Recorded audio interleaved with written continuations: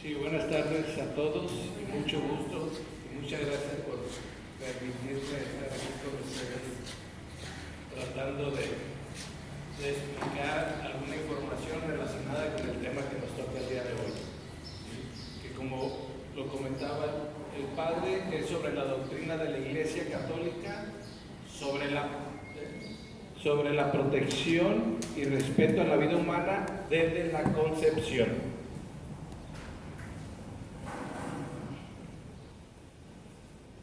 Muy bien, vamos a empezar con sobre la doctrina de la Iglesia Católica sobre este tema. Es muy importante tomar en cuenta que las enseñanzas de la Iglesia Católica son extraídas de las Sagradas Escrituras y de la tradición, lo que conocemos como el cuerpo de la doctrina, ¿sí? Que es el conjunto, y este cuerpo integra toda esta información.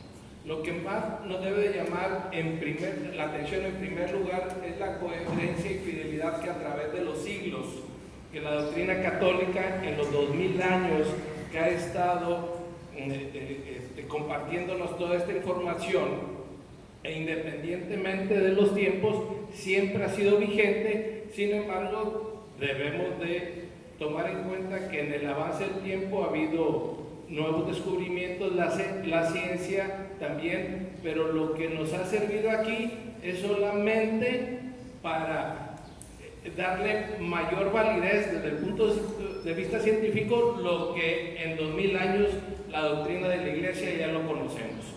En segundo lugar, debemos de hacer notar que la doctrina católica es completa e integral, no ve una partecita. No dice no solamente una serie de verdades dispersas, sino que desde el principio ha enseñado a la humanidad a vivir de esas verdades aplicándolas a nuestra vida diaria. Y no solamente eso, sino que también proporciona al hombre los medios para participar en esas verdades.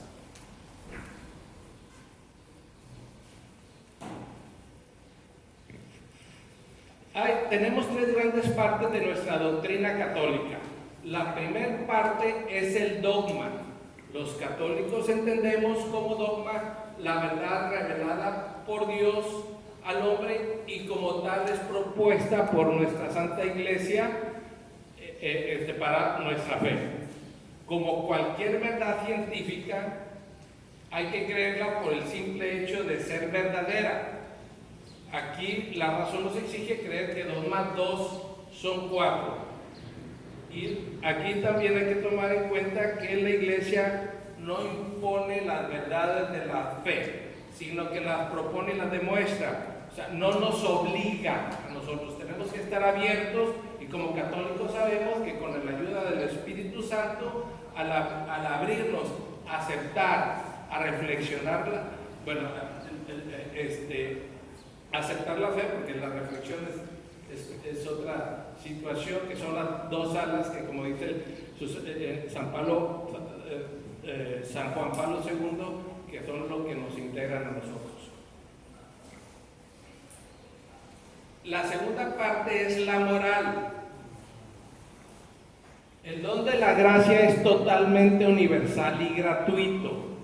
Dios quiere que todos los hombres se salven, pero nos da a nosotros la libertad de querer salvarnos o negar ese plan de Dios para cada uno de los hombres. Dios obviamente sabe la fragilidad del hombre y nuestras limitaciones. Por eso, desde el Antiguo Testamento nos está compartiendo toda esta información para responder al llamado a la vida divina, de que todo ser humano fuimos creados a imagen de Dios, por lo tanto estamos destinados a compartir con Él esa gloria. Sin embargo, insisto, es libertad de nosotros aceptarla o no. Ahora, explicando la ley natural que todo hombre tiene inscrita en su corazón, por medio de Moisés, que nos entregó el decálogo de los 10 mandamientos, y lo consigna la Biblia en el capítulo 20 del libro, es algo que ya está inscrito en nuestro corazón. Pero en la necedad del hombre, pues fue necesario que nos lo pongan por escrito. No debemos, sin embargo, ver a los 10 mandamientos como imposiciones arbitrarias que coartan la libertad. Al contrario, el responder, el aplicar esos 10 mandamientos nos van a permitir vivir en libertad. Como por ejemplo, si tenemos la libertad de mentir, mentimos, esa mentira nos va a traer esclavitud. Porque siempre vamos a estar pensando, siempre vamos a tener ese remordimiento de conciencia y eso obviamente nos esclaviza. La realización plena del ser humano consiste en poder llegar libremente a su último fin, que es Dios mismo, que es lo que les comentaba instantes antes, y en el Salmo 1:19-35 dice: condúceme por el sendero de tus mandamientos, porque en él pongo mi dicha. Ahora, como la tercera parte son las buenas obras. La moral católica, inspirada en la palabra de Dios, no consiste solamente en evitar el pecado, sino en practicar toda clase de buenas obras, las cuales se dividen en 3. ¿Sí? La primera son las que tienen por objeto directo la gloria de Dios, como participar en la Eucaristía o en la oración. Son ejemplos de la primera clase de buenas obras. La segunda son las que hacemos que benefician al prójimo, como las obras de caridad y de misericordia. Y por último, las que hacemos en beneficio propio. No suene egoísmo, se refiere obviamente a cumplir con los sacramentos como ejemplo. Y aquí es muy claro que hay mucha distancia a lo que pregonaba el luteranismo, recordando lo que acaba de decir el Padre, que solamente por la fe nos vamos a salvar. Respecto a las obras de misericordia, tenemos que recordar que en el capítulo 25 del Evangelio de San Mateo, en donde el Señor, al describirnos el juicio final, creo que inicia en el versículo 41, nos hace ver que seremos juzgados por nuestra actitud ante los hambrientos, desnudos, enfermos, prisioneros, migrantes. Ahí, obviamente, clarísimo, más que claro, que tenemos que hacer este tipo de obras porque se van a tomar en cuenta en nuestro juicio. Podemos añadir que la más excelsa obra de misericordia es el de instruir en la religión a todas las personas que nos rodean, a nuestro prójimo, porque es como transmitimos ese conocimiento de Dios y su obra que podemos también llevar a ellos al mismo destino que todos buscamos. Ahora, con relación al desarrollo de la doctrina católica, las Sagradas Escrituras y la tradición de la Iglesia, sea oral o escrita, es interpretada y profundizada progresivamente por el magisterio de la Iglesia Católica, que, como sabemos, su función es guardarla, interpretarla, transmitirla y enseñarla. Y en consecuencia por todos nosotros debe ser obedecido. Esta es una función principalmente que debe ser llevada a cabo por el Papa y todos los obispos en unión al Papa. Ahora, ya con base en esos antecedentes, entremos a la materia, que es con relación al tema de la concepción y el aborto. En este punto es que nos enseña entonces la doctrina de la Iglesia Católica sobre la protección y respeto a la vida humana desde la concepción. Voy a continuar con unas respuestas fundamentales en la doctrina católica, algunas preguntas frecuentes que se realizan al servicio de la defensa de la vida. Ahora, ¿qué parte de la Biblia, que nos preguntan, no sé si ustedes las preguntan, pero muy frecuentemente, qué parte de la Biblia nos habla sobre el aborto? Bien, la Biblia no utiliza en ninguna parte la palabra de aborto para referirse a la expulsión provocada de un cigoto, de un embrión o de un feto humano. Sin embargo, muchos versículos nos ayudan a entender cómo ve Dios la vida humana, incluyendo la de un niño no nacido. Para Dios, muy importante, para Dios, la vida comienza desde el momento de la concepción. Y eso no nos debe quedar ninguna duda a ningún católico o que se jacte de ser católico. En su palabra, la Biblia, Dios siempre se refiere al niño no nacido como una persona distinta. Vamos a ver algunos ejemplos, cómo se hace referencia a este punto.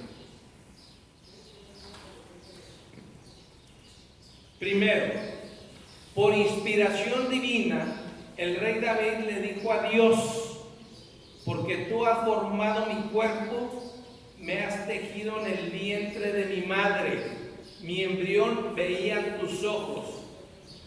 Así que en este punto Dios ya consideraba a David que era una persona antes de nacer. El segundo punto es: Dios ya tenía una misión especial para el profeta Jeremías desde antes que naciera. Por lo tanto, ¿cómo lo sabemos? Porque Dios le dijo: antes de haberte formado yo en el vientre, o sea, yo te formé en el vientre, te conocía. Antes que nacieses, te había consagrado yo profeta. Ahora, uno muy importante, que en el Nuevo Testamento, en el que Lucas 1:41 dice: y sucedió que, en cuanto oyó Isabel el saludo de María, saltó de gozo el niño en su seno, San Juan Bautista, e Isabel quedó llena del Espíritu Santo. Clarísimamente, esto es bien importante, ¿por qué no se utiliza la palabra aborto? Porque todo ser humano lo consideraba desde la concepción como niño. Si ya estamos comentando que San Juan a los 3 meses más o menos se estima, porque duró 6 meses ahí en que naciera, lo llamamos niño, no lo llamamos feto, porque en el plan de Dios ya es un niño.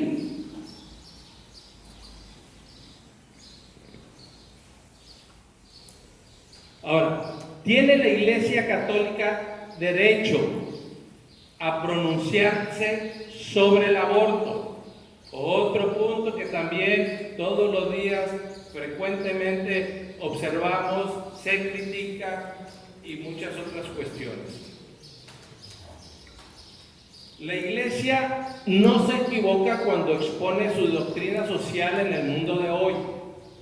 Vale la pena recordarlo para defender su legítimo e irrenunciable derecho a la libertad de expresión. Ahí hay En el derecho positivo ahí se contrapone una cosa en algunos países, que no se permite hablar de religión, pero por otro lado también tenemos el derecho de la libertad de expresión. Desde tal derecho la Iglesia propondrá, con base, insisto, en ese derecho de la libertad de expresión, que se aplica realmente a las personas, como en el pasado, sus propias convicciones en el esfuerzo común de tantos hombres de buena voluntad que desean construir un mundo más justo y más bueno. Es claro que tenemos que hacer con prudencia este tipo de, bueno, los sacerdotes, los religiosos, las religiosas, con prudencia para evitar de alguna forma que se les pueda demandar o denunciar de que se está involucrando en política. Ya conocemos que recientemente cuatro personas, sacerdotes obispos, fueron juzgados y encontrados culpables por ese tipo de situaciones que, aunque no directamente lo hicieron, pero ya sabemos que la tendencia es por agarrar cualquier frase o interpretación para el beneficio de la gente enemiga de la Iglesia Católica. Ahora, por la relevancia pública del Evangelio y de la fe, y por los efectos perversos de la injusticia, es decir, del pecado, la Iglesia no puede permanecer indiferente ante las vicisitudes sociales. Es tarea de la Iglesia anunciar siempre y en todas partes los principios morales acerca del orden social, así como pronunciar un juicio sobre cualquier realidad humana en cuanto lo exijan los derechos fundamentales de la persona o la salvación de las almas. Muchos miembros del clero pudieran entrar ahí en una situación complicada de que, pues, a lo que vienen aquí es a un proyecto divino, no a un proyecto del mundo. Entonces, ellos tendrían que sopesar de acuerdo a el momento, la situación, a quién se tendría que obedecer.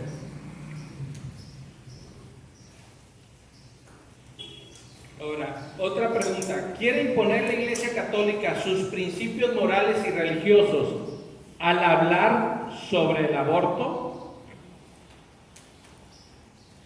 El magisterio de la Iglesia ofrece a la razón humana a la luz de la revelación, la doctrina sobre el hombre enseñada por el magisterio, que contiene numerosos elementos que iluminan los problemas. Esto lo encontramos en el Donum Vitae, las enseñanzas del magisterio. La libertad humana consiste en que todos los hombres deben de estar inmunes de coacción, tanto por parte de personas particulares como de grupos sociales y de cualquier potestad humana. Y ello de tal manera que en materia religiosa ni se obligue a nadie a obrar contra su conciencia, ni se le impida que actúe conforme a ella, privada o públicamente, solo o asociados con otros dentro de los límites debidos. Claramente a nadie se le obliga. Es una obligación que probablemente sintamos nosotros por el llamado que podamos tener, pero no podemos obligar a alguien más. Nuestra obligación es hacer nuestro trabajo para guiarlo en el camino de la salvación.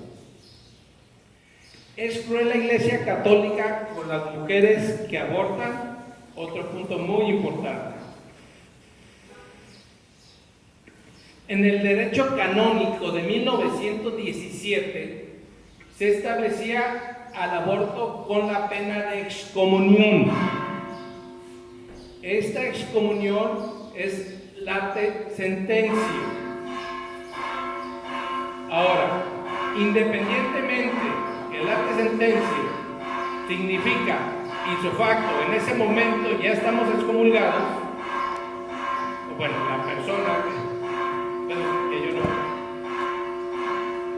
es algún sacerdote o algún obispo o alguna otra persona, si esta persona cometió el aborto, pues no lo sabemos. Pero esa persona sí, y si comulga, pues automáticamente come su condenación. El propósito de la excomunión no es poner límites ni al amor ni a la misericordia de Dios, sino todo lo contrario. El objetivo es despertar la conciencia de los fieles ante la gravedad del aborto y protegerlos de caer en el pecado o de permanecer en él. Muy importante mencionar que la Iglesia no condena a la mujer que aborta. Y como madre solícita a la Iglesia, tiene hacia ella una actitud de misericordia y la llama a una amorosa reconciliación. Aquí hay una cuestión muy importante en que, independientemente que ya vimos en las filminas anteriores que se puede excomulgar, eso no quiere decir que la misericordia o en la misma reflexión de la persona que aborta, también muy importante, que participan en el aborto o que lo promovieron, no puedan llegar a un arrepentimiento, a una conversión y que puedan ser perdonados, con excepciones, no me acuerdo cuál es el término, pero los obispos, este tipo de perdón son los que lo tendrían que hacer, apenas con un permiso especial a los sacerdotes. Entonces, y la Iglesia además no las condena. El que se condena es el pecador, siempre. ¿Okay? Pero la Iglesia siempre va a tener las puertas abiertas y conocemos a miles de ejemplos de mujeres o personas que han participado en los abortos que se arrepienten, se convierten y además son los mejores ejemplos que en su experiencia externa y convierten a muchas mujeres u otras personas que participaron en los abortos. ¿Existe alguna prohibición ex cátedra del Papa sobre el aborto?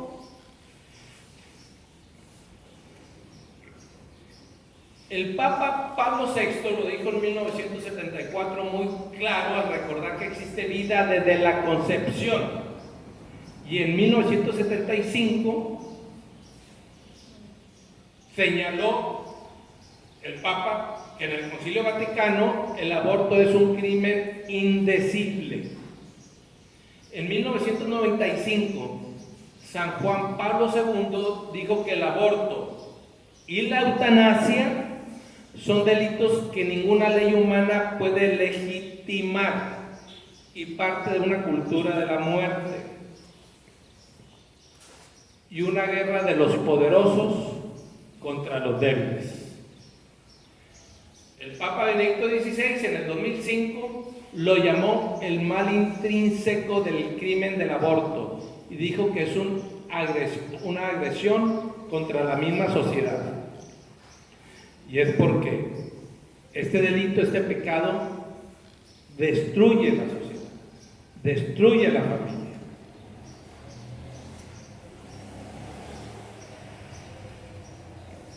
El Papa Francisco también ha sido muy claro con este tema.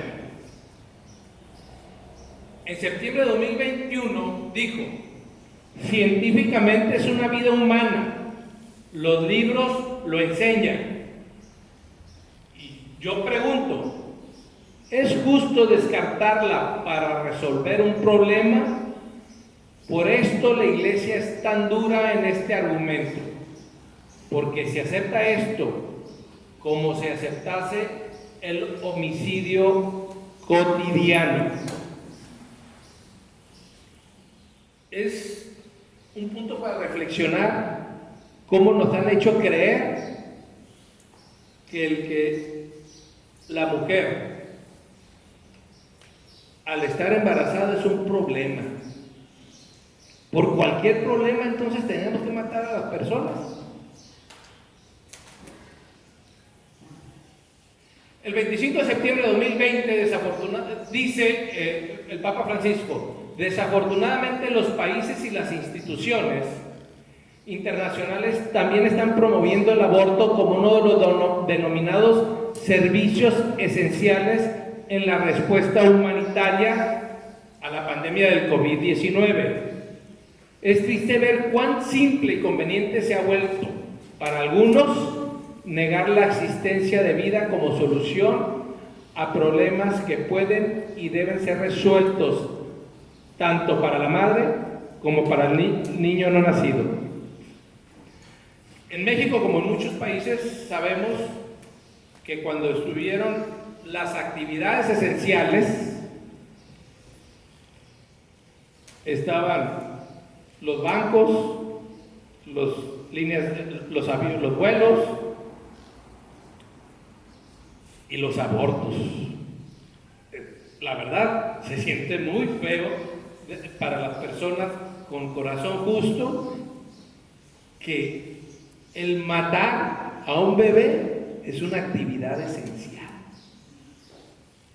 El 10 de octubre de 2018 comentaba el Papa Francisco, pero ¿cómo puede ser terapéutico, civilizado o simplemente humano un acto que suprime la vida inocente e indefensa en su florecimiento? Yo les pregunto, ¿es justo quitar de en medio una vida humana para resolver un problema? ¿Es justo contratar a un sicario para resolver un problema? No se puede. No es justo quitar de en medio a un ser humano, aunque sea pequeño, para resolver un problema. Es como contratar a un sicario para resolver un problema. Algunos documentos de la Iglesia Católica que hablan sobre el aborto son los siguientes. El Evangelium Vitae de Juan Pablo II, del 25 de marzo de 1995. Entre todos los delitos que el hombre puede cometer contra la vida, el aborto procurado presenta características que lo hacen particularmente grave e ignominioso. El Concilio Vaticano II lo define, junto con el infanticidio, como crímenes nefandos. Nefandos entendemos que son abominables contra la moral y la ética.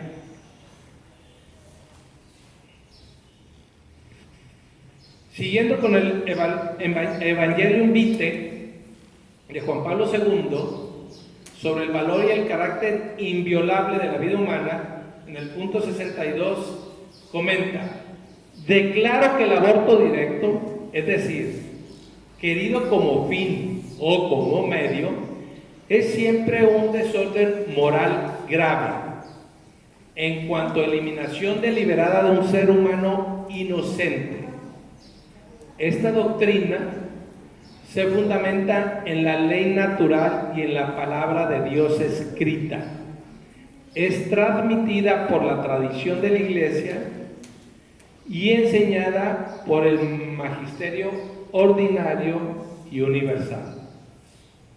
Continúa: ninguna circunstancia, ninguna finalidad, ninguna ley del mundo podrá jamás hacer lícito un acto que es intrínsecamente ilícito, por la ley natural, por el derecho natural, por ser contrario a la ley de Dios que está escrita en el corazón de cada hombre, reconocible por la misma razón y proclamada por la Iglesia.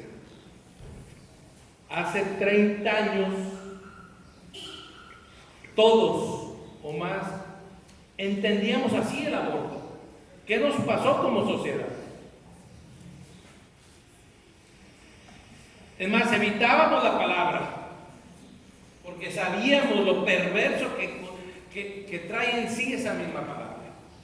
En el Catecismo de la Iglesia Católica, en el punto 2272, comenta: la cooperación formal a un aborto constituye una falta grave.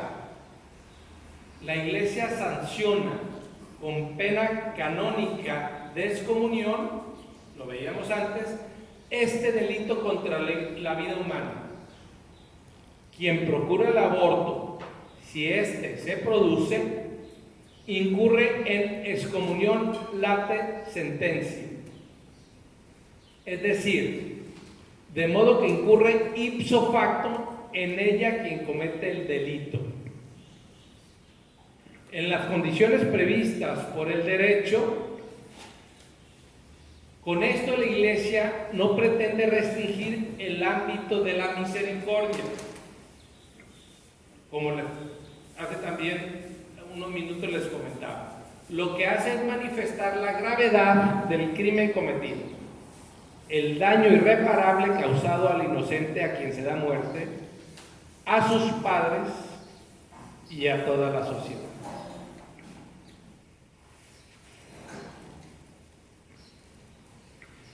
En la exhortación apostólica postsinodal Ecclesia en América de Juan Pablo II, sobre el encuentro con Jesucristo vivo, camino para la conversión, la comunión, la solidaridad en América, comentaba,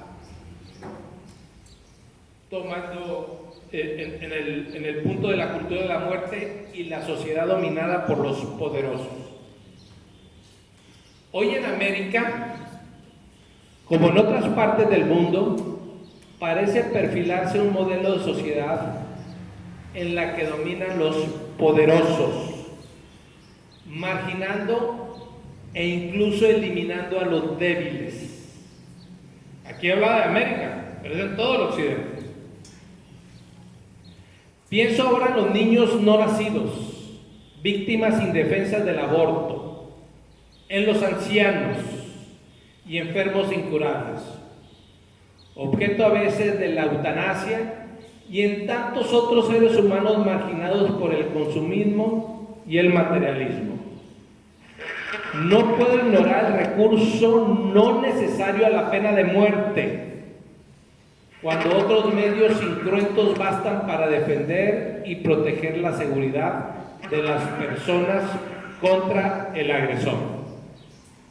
En efecto, hoy, teniendo en cuenta las posibilidades de que dispone el Estado para reprimir eficazmente el crimen, dejando inofensivo a quien lo ha cometido, sin quitarle definitivamente la posibilidad de arrepentirse, los casos de absoluta necesidad de eliminar al reo son ya muy raros, por no decir inexistentes. Sabemos que todavía existen. Semejante modelo de sociedad se escandaliza por la cultura de la muerte y por lo tanto en contraste con el mensaje evangélico. Ante esta desoladora realidad, la comunidad eclesial trata de comprometerse cada vez en defender la cultura de la vida. Y cada vez, aunque parezca a veces momentos de flaqueza, tiene que ser cada vez. En la Constitución del Concilio Vaticano II, en el Gaudium et Spes, sobre la Iglesia del mundo actual, nos comenta el respeto a la vida humana. cuanto atenta contra la vida, homicidio de cualquier clase, genocidios, aborto, eutanasia y el mismo suicidio deliberado, cuanto viola la integridad de la persona humana, como por ejemplo las mutilaciones, las torturas morales o físicas, los conatos sistemáticos para dominar la mente ajena, cuando ofende a la dignidad humana, como son las condiciones infrahumanas de vida, las detenciones arbitrarias, las deportaciones, la esclavitud, la prostitución, la trata de blancas y de jóvenes, o las condiciones laborales degradantes que reducen el operario al rango de mero instrumento de lucro, que para mí es esclavitud, sin respeto a la libertad y a la responsabilidad de la persona humana. Todas estas prácticas y otras parecidas son en sí infamantes, degradan la civilización humana, deshonran más a sus autores que a sus víctimas y son totalmente contrarias al honor debido del Creador. Y por último, la cooperación internacional en lo tocante al crecimiento demográfico.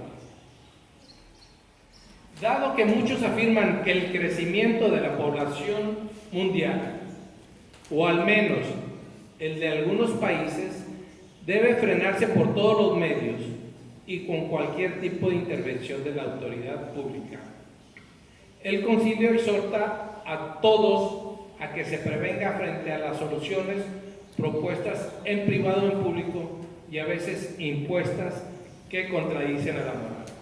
Que con relación a este punto, que nos lo dicen repetidamente, y están ahorita justificando el aborto o adoctrinando a los jóvenes al aborto por una sobrepoblación. En este momento somos aproximadamente 7.950 millones de habitantes en el mundo. Y todos cabemos solamente en el estado de Arkansas de Estados Unidos. Si todos esos 7.950 millones de habitantes podemos estar juntos en un radio de 17 metros cuadrados cada uno. Y no me crean, googleen el tamaño de Arkansas, divídanlo entre el número de habitantes y les va a dar 17 metros cuadrados. Yo lo hice. Y nos vienen con ese cuento. Pero bueno, pues aquí termino. Hermanos, muchas gracias por su atención y su tiempo.